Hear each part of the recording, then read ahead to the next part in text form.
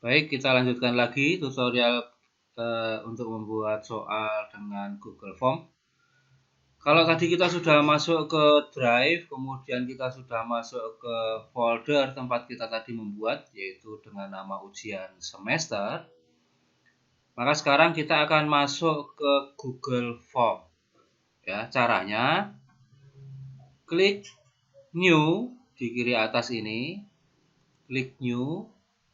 Lalu kemudian akan muncul pilihan. Di sana ada Google Doc, Google Sheet, Google Slide. Google Form ada di sini ada More. Kemudian akan tampil pilihan yang lain. Google Form ada di bagian paling atas. Nah, di sini kita bisa klik Google Form. Maka akan terbuka satu tab baru di browser.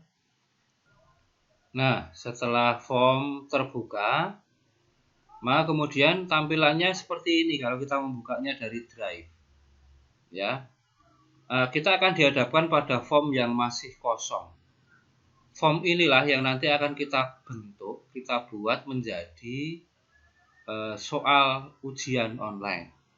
Ya, yang pertama muncul adalah seperti ini, untitled form, artinya form yang tidak ada judulnya. Maka kita pertama kali kita akan membuat judul. Kita klik di sini, lalu kemudian kita ketikkan misalnya ujian akhir tahun matematika, begitu, atau apalah yang gampang, misalnya bahasa Indonesia. Lalu kemudian di form description kita isikan misalnya SMA Dominikus Wonosari kelas 10. Begini saja. Oke. Sampai di sini kita sudah membuat judulnya, judul dari form. Nah, judul ini nanti akan masuk ke sini. Kalau kita klik untitled form, maka dia akan membuat satu judul namanya ujian akhir tahun bahasa Indonesia. Nah, ini. Lalu kemudian kita tambahkan. Yang pertama ada di halaman ujian, biasanya kan kita diminta memasukkan nama, kelas, nomor induk, ya. Maka kita tambahkan di sini. Untuk menambahkannya, kita bisa klik tombol yang ini, add question.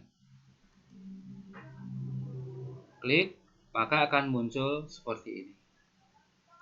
Nah, question ini maksudnya pertanyaan. Pertanyaannya apa yang pertama? Yaitu nama lengkap. Saya ketikkan nama lengkap. Lalu kemudian ada pilihannya di sini. Google biasanya akan mendeteksi sendiri pertanyaan dan jawaban, maka Google itu pintar. Jadi di sini dia akan berubah sendiri sesuai dengan kebutuhan kita. Ini cuma prediksi, tapi kadang-kadang Google salah, maka perlu kita cek.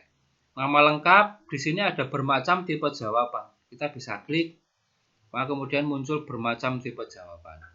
Yang ini jawabannya bisa short answer, yang artinya nanti orang tersebut akan menjawab dengan menuliskan jawaban yang pendek. Misalnya ini nama lengkap, itu pasti nggak panjang-panjang, maka yang paling pas adalah short answer. Sedangkan paragraf ini panjang, jawaban panjang, misalnya catatan atau cerita. Dan multiple choice ini pilihan ganda. Yang lain-lain ada juga begitu. Nanti saya jelaskan satu-satu. Sekarang ini saya pilih short answer. Maka yang bersangkutan nanti diminta untuk mengisikan jawaban di sini. Ya. Jawaban yang harus diisi harus cek di bagian sini, require. Ini diklik supaya menyala, ya. Maka ketika seseorang itu tidak memasukkan jawabannya, maka akan ada keterangan bahwa Anda harus menjawab ini, gitu. Jadi tidak boleh ditinggalkan kosong tidak dijawab. Oke, berikutnya nama lengkap lalu kelas, ya. atau nomor induk kelas dulu, saya klik plus, maka akan ada muncul pilihan kedua, misalnya ini kelas. Nah, kelas ini monggo Bapak Ibu bisa pilih mau diisikan dengan short answer atau kita berikan pilihan. Kita bisa berikan pilihan. Kalau short answer maka dia harus menjawab. Tapi kalau kita berikan pilihan, saya bisa memilih tipe yang multiple choice, bukan multiple choice, maksudnya checkbox atau drop down. Ya, checkbox itu dia kasih centang, tapi kalau drop down nanti pilihannya terbuka turun ke bawah. Nah, misalnya saya pilih drop down, maka drop down ini akan ada optionnya. Misalnya sekarang saya pilihkan, saya isikan ya kelas, karena tadi kelas 10, maka pilihannya kelas 10 kan ada di SMK Dominikus, itu kelas 10 akuntansi, misalnya begitu. Lalu kemudian option yang kedua kelas kelas 10 animasi. Opsi yang ketiga kelas 10 TBSM. Oke. Ini pun harus diisi. Maka di bagian required saya klik ke kanan. Ya. Hasilnya seperti apa nanti kita lihat ya. Sekarang kita selesaikan dulu yang ini. Nama lengkap sudah, kelas sudah, lalu satu lagi nomor induk siswa misalnya. NIS. Ya. NIS ini harus diketikkan di bagian sini. Ya, short answer pilihannya ya. Kalau paragraf terlalu panjang. Nah, oke, misalnya ini pun harus diisi. Saya klik required. Oke. Misalnya sekarang kita mau melihat seperti apa toh ini hasilnya. Nanti kalau ditampilkan. Kita bisa memilih di bagian atas ini pada bagian preview gambar mata. Ya, kita klik. Maka akan terbuka satu tab. Nah, ketika kita sudah mengklik preview, maka akan muncul seperti ini. Ini tampilannya ketika nanti dijalankan oleh siswa. Ya, di bagian atas sama seperti yang kita buat tadi, ada judul akhir tahun Bahasa Indonesia SMA Dominikus kelas 10. Nama lengkap, kelas, NIS. Nah, kita coba isi seperti apa. Misalnya di nama lengkap saya isi Bagong ya. Kemudian untuk kelas, karena tadi kita memilih multiple drop down, maka di sini akan ada choose. Kita bisa klik, maka akan muncul pilihan yang kita tadi isikan. Misalnya kelas 10 TBSM. Kemudian NIS. NIS diisikan nomor induk siswa, sembarang aja saya. Oke. Kemudian ada tombol submit. Itu mengirim jawaban. Nah, sekarang misalnya ada satu bagian yang tidak saya isi, maka akan muncul seperti ini. This is a required question. Artinya ini tidak boleh ditinggal, harus diisi. Begitu juga untuk isian-isian yang lain. Oke, kita kembali ke editor form. Nah, ya sampai di sini saya harap jelas ya Bapak Ibu, bagaimana caranya kita membuat tampilan awalnya. Nah, kemudian kita akan membuat tampilan berikutnya yang isinya adalah soalnya. Nah, kalau di dalam Google Form biar nanti akan tampil halaman berikutnya. Jadi kalau misalnya nanti ditampilkan di sini seperti yang tadi ini, maka ini bagian halaman tersendiri yang hanya dipakai untuk memasukkan data siswa. Lalu kemudian untuk masuk ke soalnya, kita akan nambahkan satu halaman baru. Maka di sini bukan submit tetapi next, halaman berikutnya begitu. Maka di sini kita buat di bagian sini kita buat section baru, section istilahnya ya. Jadi di sini di bagian ini ada menu add section. Ini kita klik.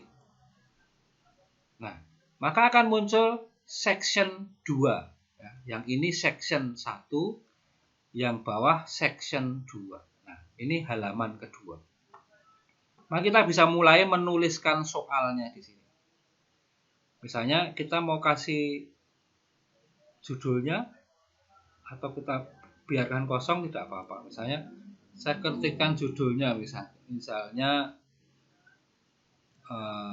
kerjakan soal-soal di bawah ini, misalnya begitu. Description tidak usah saya isi. Lalu kemudian saya akan mulai membuat soalnya. Plus yang ini add question, maka akan muncul seperti ini, sama seperti yang tadi. Cuma sekarang kita mau nuliskan soalnya. Misalnya bahasa Indonesia ya, misalnya apa pertanyaannya? Bahasa kita adalah titik ya. Maka karena ini multiple choice, maka ini kita ganti multiple choice. Kebetulan ini sudah berubah menjadi multiple choice. Kalau belum, kita bisa klik lalu pilih multiple choice ya. Jawabannya, opsi jawabannya kita ketikkan di sini. Saya sekarang bahasa kita adalah bahasa Jawa. Kemudian lagi opsi kedua, klik saja bagian opsi, maka kita akan bisa langsung ngetik di sini bahasa India. Kemudian opsi lagi, klik opsi bahasa Inggris, klik opsi lagi, ketikkan misalnya bahasa Perancis misalnya. Oke. Soal ini pun harus kita aktifkan pada bagian required karena harus dijawab oleh siswa. Oke. Nah, di Google Form setelan standarnya itu bukan untuk soal ujian. Makanya kita harus setting form kita ini supaya bisa berfungsi sebagai soal ujian atau soal-soal atau kuis ya. Kita naik lagi ke atas, kemudian kita pilih bagian setting, klik, lalu kemudian ada general, presentation, quizzes ya. Kita bisa pilih quizzes, lalu aktifkan make this a quiz. Nah, kebetulan ini sudah aktif, tapi kalau misalnya belum aktif seperti ini, maka kita harus aktifkan make this a quiz. Klik, maka kita bisa membuat satu form itu tadi berfungsi sebagai quiz ya. Lalu kemudian ada pengaturan yang lain lagi, ada release grade, di sini ada immediately after each submission, maksudnya setelah seorang peserta tes itu klik submit, maka segera ditampilkan apa? Segera ditampilkan hasilnya. Kalau ini kita pilih, maka di bagian sini peserta tes akan bisa melihat jawabannya yang salah, jawabannya yang benar, dan nilainya. Ya, kalau tidak mau kita peserta itu melihat semua hasilnya, maka ini kita bisa hilangkan centangnya. Oke, misalnya hanya bisa melihat jawaban yang benar saja, atau jawaban yang salah saja, atau kita biarkan dia tahu semua, termasuk nilainya. Nah, pengaturan ini harus kita simpan. Ya, pengaturan yang lain lagi ada di bagian general. Hanya bisa masuk satu orang, maka ini diklik limit one response. Maka ketika mereka membuka di satu komputer, maka orang lain tidak lagi bisa menggunakan komputer itu untuk ujian. Ya.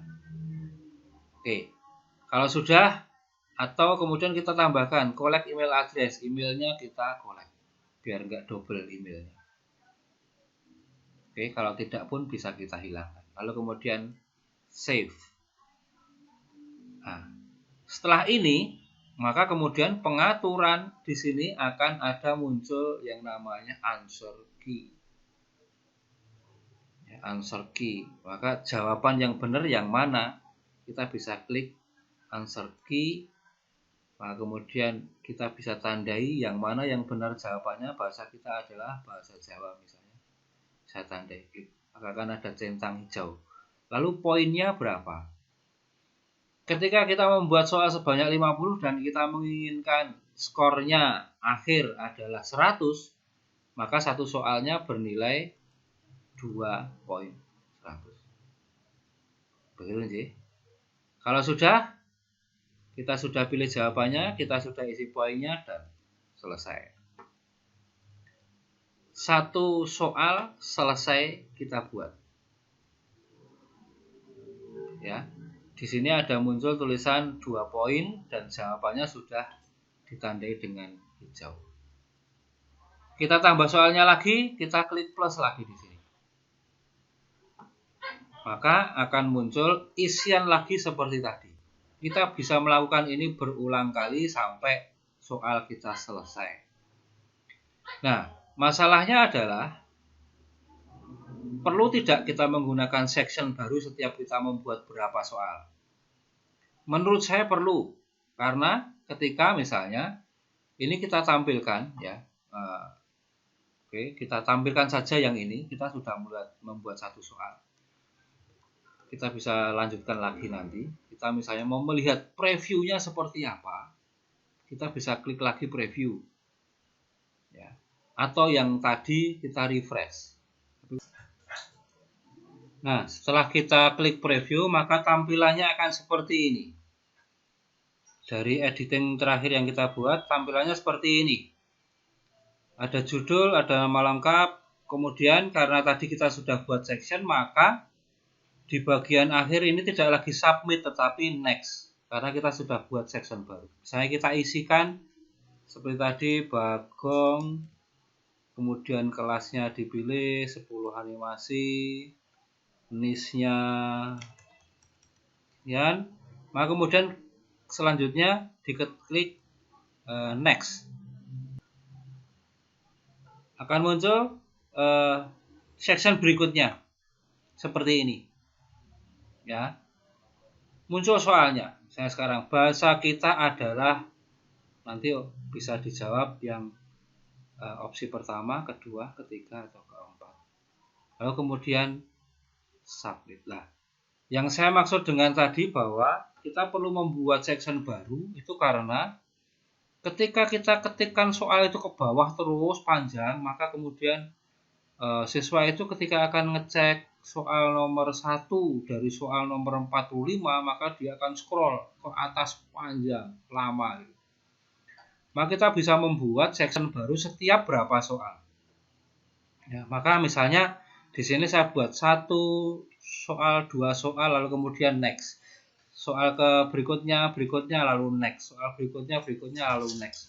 Itu akan lebih mudah orang dalam bernavigasi mencari soalnya yang tadi. Oke, kita kembali ke editor untuk form.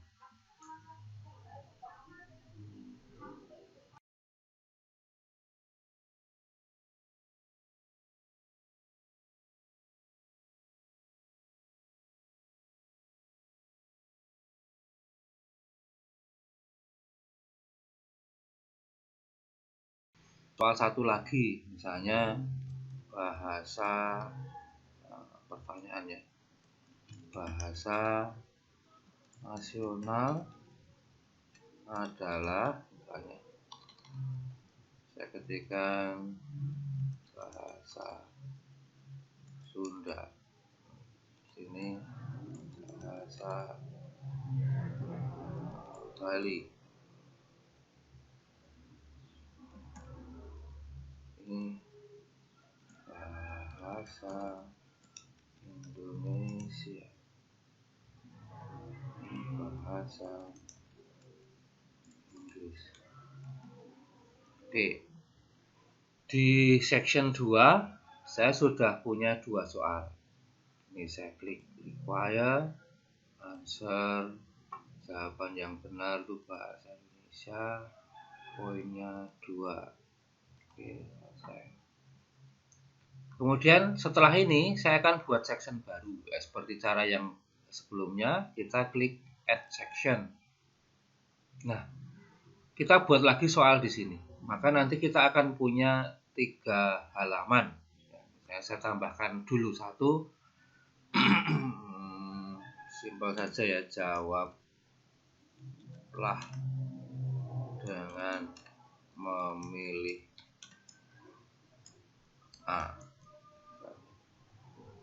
Ini multiple choice, optionnya A, misalnya B, kemudian optionnya A, option C, dan ini D. Oke, answer key-nya A, poinnya 2. Oke.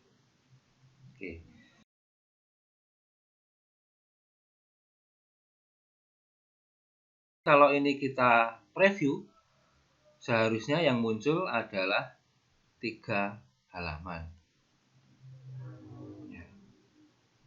Nah, seperti ini. Diisi, next. Kalau ini kemudian saya tekan next, bagaimana? Semua akan berwarna merah. Ini peringatan bahwa field ini atau isian ini harus diisi. Ya, misalnya saya isi.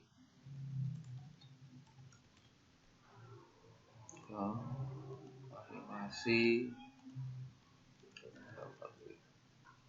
Oke, next. Maka muncul soalnya. Nah, ini.